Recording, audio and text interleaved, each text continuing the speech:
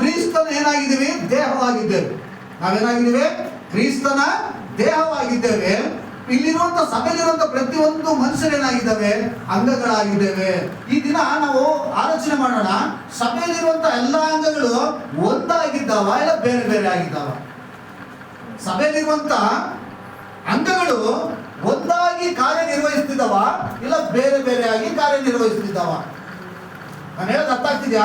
ಸಭೆಯಲ್ಲಿರುವಂತ ಪ್ರತಿಯೊಂದೊಂದು ವಿಶ್ವಾಸಿಗೂ ಸಹ, ಸ್ತ್ರೀಯಾಗಿರ್ಬೋದು, ಪುರುಷನಾಗಿರ್ಬೋದು, ಯವನಸ್ಥರಾಗಿರ್ಬೋದು, ಯಾರೇ ಆಗಿರ್ಬೋದು, ಸಭೆಯಲ್ಲಿರುವಂತ ನೀವು ಒಂದಾಗಿ ಕಾರ್ಯವನ್ನು ನಿರ್ವಹಿಸ್ತಿದ್ದೀರಾ ಇಲ್ಲ ಬೇರೆ ಬೇರೆಯಾಗಿ ಕಾರ್ಯವನ್ನು ನಿರ್ವಹಿಸ್ತಿದ್ದೀರಾ? ಪೌಲನು ಹೇಳ್ತಾನೆ ಅಲ್ಲಿ 12ನೇ ಅಧ್ಯಾಯ 1ನೇ ವಚನವನ್ನು ಓದೋಣ, 27ನೇ ವಚನ ಓದ್ರಿ. ಪರಿಶುದ್ಧನಾದ ಪೌಲನವರು ಹೇಳ್ತಾ ಇದ್ದಾರೆ, ನೀವು ಕ್ರಿಸ್ತನ ದೇಹವಾಗಿದ್ದೀರಿ. ಅಲ್ಲಿ ಸ್ಪಷ್ಟವಾಗಿ ಪೌಲನವರು ಹೇಳ್ತಿದ್ದಾರೆ, ಸಭೆ ಎಂಬುದು ಕ್ರಿಸ್ತನ ದೇಹ. Hallelujah, hallelujah. ಸಭೆ ಎಂಬುದು ಏನಾಗಿದೆ? ಕ್ರಿಸ್ತನ ದೇಹವಾಗಿದೆ. ಸಭೆಯಲ್ಲಿರುವಂತಹ ವಿಶ್ವಾಸಿಗಳು ಆ ದೇಹಕ್ಕೆ ಅಂಗಗಳಾಗಿದ್ದಾರೆ. ಆ ದೇಹಕ್ಕೆ ಏನಾಗಿದ್ದಾರೆ? ಅಂಗಗಳಾಗಿದ್ದಾರೆ. ಈ ಅಂಗಗಳು ಏನಾಗಿರ್ಬೇಕಂತಂದ್ರೆ ಒಂದಾಗಿ ಸೇರಿ ಸಭೆಯಲ್ಲಿ ಕಾರ್ಯವನ್ನ ನಿರ್ವಹಿಸಬೇಕೆ ಹೊತ್ತು ಬೇರೆ ಬೇರೆಯಾಗಿರಬಾರ್ದು. ಇವತ್ತು ನಾವು ಯೋಚನೆ ಮಾಡುವುದಾದ್ರೆ ಸಭೆಗಳಲ್ಲಿ ಅಂಗಗಳು ಬೇರೆ ಬೇರೆ ಆಗಿರುವುದನ್ನು ನಾವು ಕಾಣ್ತಾ ಇದ್ದೇವೆ. ಆದ್ರೆ ಬೈಬಲ್ ಆ ರೀತಿ ಹೇಳಲ್ಲ, ಸತ್ಯವೇದ ಆ ರೀತಿ ಹೇಳಲ್ಲ. ನಾವೆಲ್ಲರೂ ಸಹ ಕ್ರಿಸ್ತನ ದೇಹದಲ್ಲಿ ಅಂಗಗಳಾಗಿದೆ. ಮುಂದಕ್ಕೆ ಹೋದ್ರಿ, ಈಗ ಒಬ್ಬೊಬ್ಬರಾಗಿ ಅಂಗಗಳಾಗಿದ್ದೀರಿ. ದೇವರು ತನ್ನ ಸಭೆಯಲ್ಲಿ, ನೋಡ್ರಿ ಚೆನ್ನಾಗಿ ಪರಿಶುದ್ಧಾತ್ಮ ದೇವರು ಸಭೆ ಬಗ್ಗೆ ಮಾತಾಡ್ತಿದ್ದಾರೆ. ದೇವರು ತನ್ನ ಸಭೆಯಲ್ಲಿ ಮೊದಲನೇದಾಗಿ ಅಪೋಸ್ತಲರು, ಮೊದಲನೇದಾಗಿ ಅಂತ ಹೇಳಿದರೆ ಅಪೋಸ್ತಲರು. ಅಪೋಸ್ತಲರು ಎಂಬುದಾಗಿ ಹೇಳುವಾಗ ಅದು ಗ್ರೀಕ್ ಪದದಿಂದ ಬಂದಂತ ಪದ ಅಪೋಸ್ಟಲ್ ಅಂತ ಹೇಳ್ತೀವಿ. ಅಪೋಸ್ಟಲ್, ಅಪೋಸ್ಟಲ್ ಇಂದ ಬಂದಂತ ಪದ ಅಪೋಸ್ತಲರು. ಈ ಪದದಲ್ಲಿ ಏನು ಅಪೋಸ್ತಲರು ಎಂಬುದಾಗಿ ಹೇಳುವ ಅರ್ಥ ಕಳಿಸಲ್ಪಟ್ಟಂತವರು. ಅಪೋಸ್ತಲರು ಎಂಬುದಾಗಿ ಹೇಳುವಾಗ ಏನಂತ ಹೇಳ್ತೀವಿ ನಾವು? ಕಳಿಸಲ್ಪಟ್ಟಂತವರು. ಎರಡನೇದಾಗಿ ಪ್ರವಾದಿಗಳನ್ನು. ಎರಡನೇದಾಗಿ ಏನ್ ಮಾಡಿ ಸಭೆಯಲ್ಲಿ ಯಾರು ಇಟ್ಟಿದ್ದಾರೆ? ಮೊದಲನೇದಾಗಿ ಅಪೋಸ್ತಲರನ್ನು ಇಟ್ಟಿದ್ದಾರೆ, ಎರಡನೇದಾಗಿ ಪ್ರವಾದಿಗಳನ್ನು ಇಟ್ಟಿದ್ದಾರೆ. ಪ್ರವಾದಿ ಎಂಬುದಾಗಿ ಹೇಳುವಾಗ ದೇವರು ತನ್ನ ಜನಗಳಿಗೆ ಏನು ಸಂದೇಶವನ್ನ ಕೊಡಬೇಕೆಂಬುದಾಗಿ ಆಲೋಚನೆ ಮಾಡ್ತಾರೋ ಆ ಸಂದೇಶವನ್ನ ಒಬ್ಬ ವ್ಯಕ್ತಿಯಲ್ಲಿಟ್ಟು ಆ ಸಂದೇಶವನ್ನ ಜನಗಳಿಗೆ ತಿಳಿಸುವಂತವ್ರನ್ನ ಏನಂತ ಹೇಳ್ತೀವಿ ನಾವು? ಪ್ರವಾದಿ. Hallelujah, hallelujah. ಗ್ರೀಕ್ ಭಾಷೆಯಲ್ಲಿ ಪ್ರಾಫಿಟ್ ಅಂತ ಹೇಳ್ತಾರೆ. ಅಂತ ಹೇಳ್ತಾರೆ ಪ್ರಾಫಿಟ್ ಅಂದ್ರೆ ಪ್ರವಾದಿ ಅಂತಂದ್ರೆ ದೇವರು ಏನು ಹೇಳ್ತಾರೋ ಅದನ್ನ ಮನುಷ್ಯರಿಗೆ ತಿಳಿಸುವಂತದ್ದು. ಇವ್ರನ್ನ ಎಲ್ಲಿಟ್ಟಿದ್ದಾರೆ? ದೇವರು ಸಭೆಯಲ್ಲಿ ಇಟ್ಟಿದ್ದಾರೆ. ಮೂರನೇದಾಗಿ ಉಪದೇಶಕರು ಅಂದ್ರೆ ಟೀಚಿಂಗ್ ಮಾಡುವಂತವ್ರನ್ನ ಸಭೆಯಲ್ಲಿ ಇಟ್ಟಿದ್ದಾರೆ ದೇವರು. ಉಪದೇಶವನ್ನ ಮಾಡುವಂತವ್ರನ್ನ ಸಭೆಯಲ್ಲಿ ಇಟ್ಟಿದ್ದಾರೆ ದೇವರು. ನಾಲ್ಕನೇದಾಗಿ ಆಮೇಲೆ ಮಹತ್ವದಂತ ಕಾರ್ಯಗಳನ್ನ ಮಾಡುವಂತವರು. ಸಭೆಯಲ್ಲಿ ಯಾರಿರ್ಬೇಕು? ಮಹತ್ ಕಾರ್ಯಗಳನ್ನ ಮಾಡುವಂತವರು. ಇಲ್ಲಿ ಕೂತಿರುವಂತ ನೀವೆಲ್ಲರೂ ಸಹ ದೇವರ ಮಹತ್ ಕಾರ್ಯಗಳನ್ನ ಮಾಡುವಂತವರು. ನೀವೆಲ್ಲರೂ ಸಹ ಸಭೆ ಎಂಬುದಾಗಿ ನೆನೆಸುವಾಗ ಅದು ಸಾಧಾರಣದಾಗಿ ಎಂಬುದಾಗಿ ನೆನೆಸಬೇಡ್ರಿ. ಆ ಸಭೆಗೋಸ್ಕರ ತನ್ನ ಪ್ರಾಣವನ್ನ ದೇವರು ಕೊಟ್ಟಿದ್ದಾರೆ. Hallelujah, hallelujah. ತನ್ನ ಪ್ರಾಣವನ್ನ ಕೊಟ್ಟು ಆ ಸಭೆಯನ್ನು ಇವತ್ತಿಗೂ ಸಹ ಕಾಪಾಡ್ತಿದ್ದಾರೆ ದೇವರು. ಸಭೆಗೆ ಅಷ್ಟು ಬಲ ಇದೆ. ಸಭೆಯಲ್ಲಿ ಯಾರ್ಯಾರಿರ್ಬೇಕು? ಅಪೊಸ್ತಲರಿರ್ಬೇಕು, ಪ್ರವಾದಿಗಳಿರ್ಬೇಕು, ಉಪದೇಶಗಳಿರ್ಬೇಕು, ಮತ್ತೆ ಮಹತ್ವದಂತ ಕಾರ್ಯಗಳನ್ನ ಮಾಡುವಂತವರು. ನೀವೆಲ್ಲ ಯಾರು? ಮಹತ್ವದಂತ ಕಾರ್ಯಗಳನ್ನು ಮಾಡುವಂತವರು. ಸಭೆಗೆ ಬಂದು ಹೋಗುವಂತವರಲ್ಲ, ವಾಕ್ಯವನ್ನ ಕೇಳಿ ತಲೆಗಳನ್ನ ದಪ್ಪ ಮಾಡ್ಕೊಳ್ಳುವಂತವರಲ್ಲ. ನೀವು ಸಭೆಗಳಲ್ಲಿ ಇದ್ದು ಏನ್ ಮಾಡ್ಬೇಕಂತಂದ್ರೆ ದೇವರಿಗಾಗಿ ದೇವರಿಂದ ಹೊರಗಳನ್ನ ಒಂದು ಮಹತ್ವದಂತ ಕಾರ್ಯಗಳನ್ನ ಸಭೆಗಳಲ್ಲಿ ನಡೆಸುವಂತವರು ನೀವೆಲ್ಲರೂ ಸಹ. Hallelujah, hallelujah. ವಿಶ್ವಾಸಿಗಳ ದಿನ ತಪ್ಪಾದ ಮನೋಭಾವನೆಗಳಲ್ಲಿ ನಡೀತಾ ಇದ್ದಾರೆ, ತಪ್ಪಾದ ಆಲೋಚನೆಗಳಲ್ಲಿ ನಡೀತಾ ಇದ್ದಾರೆ, ತಪ್ಪಾದ ಮಾರ್ಗದಲ್ಲಿ ಜೀವಿಸ್ತಾ ಇದ್ದಾರೆ. ನಾವು ರಕ್ಷಣೆ ಹೊಂದಿದ್ದೇವೆ, ದೀಕ್ಷಾಸ್ಥಾನ ತೆಗೆದುಕೊಂಡಿದ್ದೇವೆ, ಅಷ್ಟಕ್ಕೆ ನಾವು ನಿಂತ್ರೆ ಸಾಕು, ಅಲ್ಲಿ ನಿಲ್ಲಂಗಿಲ್ಲ. ನೀನು ಯಾವತ್ತು ನೀನು ರಕ್ಷಣೆ ಹೊಂದಿದ್ಯೋ, ಯಾವತ್ತು ನೀನು ದೇವರಿಗಾಗಿ ದೀಕ್ಷಾಸ್ಥಾನವನ್ನು ತೆಗೆದುಕೊಂಡು ಪ್ರತಿಷ್ಠೆ ಮಾಡಲ್ಪಟ್ಟಿದ್ಯೋ ಅಂದಿನಿಂದ ನೀನು ದೇವರ ರಾಜ್ಯದ ಕೆಲಸದಲ್ಲಿ ಇದೆಯಾ ಎಂಬುದಾಗಿ ನೀನು ಅರ್ಥ ಮಾಡ್ಕೋಬೇಕು. ಅದಕ್ಕೋಸ್ಕರ ದೇವರು ನಿನ್ನನ್ನು ನೇಮಿಸಿರುವಂತದ್ದು ಕೂತಿರುವಂತ ನಿನಗೆ ವರಗಳನ್ನ ದೇವರು ಕೊಟ್ಟಿರುವಂತದ್ದು. ನೇಮಿಸಲ್ಪಟ್ಟಂತ ಪ್ರತಿಯೊಬ್ಬರಿಗೂ ದೇವರು ತನ್ನ ಕೈಯಿಂದ ವರಗಳನ್ನ ಸಭೆಗೆ ಕೊಟ್ಟಿದ್ದಾನೆ. ಹಲ್ಲೆಲೂಯಾ. ಅವ್ರ ಅಪೊಸ್ತಲರಾಗಿರ್ಬೋದು, ಅವ್ರ ಪ್ರವಾದಿಗಳಾಗಿರ್ಬೋದು, ಅವ್ರ ಬೋಧಕರಾಗಿರ್ಬೋದು, ಅವ್ರ ಉಪದೇಶಕರಾಗಿರ್ಬೋದು, ಅವ್ರ ಸ್ವಾರ್ಥಿಕರಾಗಿರ್ಬೋದು, ಅವ್ರ ಮಹತ್ವವಾದಂತ ಕಾರ್ಯಗಳನ್ನ ಮಾಡುವಂತರಾಗಿರ್ಬೋದು, ನಾನಾ ರೋಗಗಳನ್ನ ವಾಸಿ ಮಾಡುವಂತರಾಗಿರ್ಬೋದು, ಅನೇಕರಿಗೆ ಸಹಾಯ ಮಾಡುವಂತವರಾಗಿರ್ಬೋದು, ದಾನ ಧರ್ಮಗಳನ್ನ ಮಾಡುವಂತವರಾಗಿರ್ಬೋದು, ಯಾರೇ ಆಗಿರ್ಬೋದು, ಅವ್ರನ್ನೆಲ್ಲ ಇಟ್ಟಿದ್ದಾರೆ ದೇವರು ಸಭೆಯಲ್ಲಿ ಇಟ್ಟಿದ್ದಾರೆ. ನಾವೆಲ್ಲರೂ ಸಹ ಆ ಸಭೆ ಎಂಬ ದೇಹಕ್ಕೆ ಒಂದೊಂದು ಅಂಗಗಳಾಗಿದ್ದೇವೆ. Hallelujah, hallelujah, hallelujah, hallelujah. ನೀವು ಕೇಳ್ಬೋದು, ಪಾಸ್ಟರ್ ಎಲ್ಲರೂ ಅಪೊಸ್ತಲರ, ಎಲ್ಲರೂ ಪ್ರವಾದಿಗಳ, ಎಲ್ಲರೂ ಉಪದೇಶಕರ, ಎಲ್ಲರೂ ಅಪೊಸ್ತಲರಲ್ಲ, ಎಲ್ಲರೂ ಪ್ರವಾದಿಗಳಲ್ಲ. ಮುಂದಕ್ಕೆ ಬಂದ್ರೆ 28ನೇ ವಚನದಿಂದ ವಾಕ್ಯವನ್ನ, ದೇವರು ತನ್ನ ಸಭೆಯಲ್ಲಿ ಮೊದಲನೇದಾಗಿ ಅಪೊಸ್ತಲರನ್ನ, ಎರಡನೇದಾಗಿ ಪ್ರವಾದಿಗಳನ್ನು, ಮೂರನೇದಾಗಿ ಉಪದೇಶಕರನ್ನು ಇಟ್ಟಿದ್ದಾನೆ. ಆಮೇಲೆ ಮಹತ್ಕಾರ್ಯಗಳನ್ನು ಮಾಡುವ ಶಕ್ತಿಯನ್ನ, ಮಹತ್ಕಾದಂತ ಕಾರ್ಯಗಳನ್ನು ಮಾಡುವಂತ ಶಕ್ತಿಯನ್ನ ದೇವರು ತನ್ನ ಸಭೆಗೆ ಕೊಟ್ಟಿದ್ದಾರೆ. ಮತ್ತು ಶಕ್ತಿಯಲ್ಲಿದೆಯಾ? ಬೂಸ್ಟ್ ಅಲ್ಲಿ ಶಕ್ತಿ ಇದೆಯಾ? ಆರ್ಲೆಕ್ಸ್ ಅಲ್ಲಿ ಶಕ್ತಿ ಇದೆಯಾ? ಕಾಂಪ್ಲಾನ್ ಅಲ್ಲಿ ಶಕ್ತಿ ಇದೆಯಾ? ಯಾವುದರಲ್ಲಿ ಶಕ್ತಿ ಇದೆ?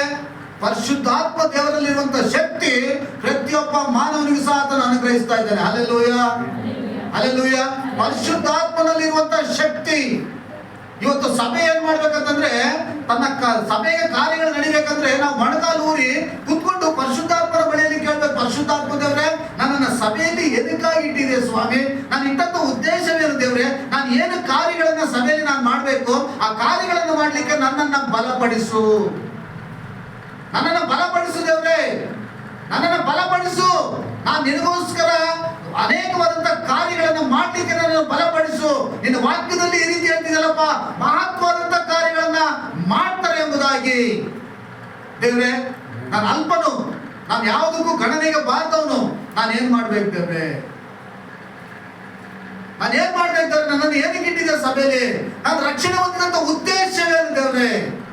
ಇದು ಪ್ರತಿಯೊಂದು ವಿಶ್ವಾಸಿಗಳು ತಮ್ಮ ಜೀವಿತಗಳಲ್ಲಿ ಪ್ರಶ್ನೆಗಳನ್ನ ಮಾಡ್ಕೋಬೇಕು. Hallelujah, hallelujah. ಮತ್ತೆ ನಾನಾ ರೋಗಗಳನ್ನ ವಾಸಿ ಮಾಡುವಂತ ವರಗಳಂತೆ. ನೋಡ್ರಿ, ಆ ವಾಕ್ಯವನ್ನು ಇನ್ನೊಂದ್ಸಲಿ ಹೋದ್ರಿ.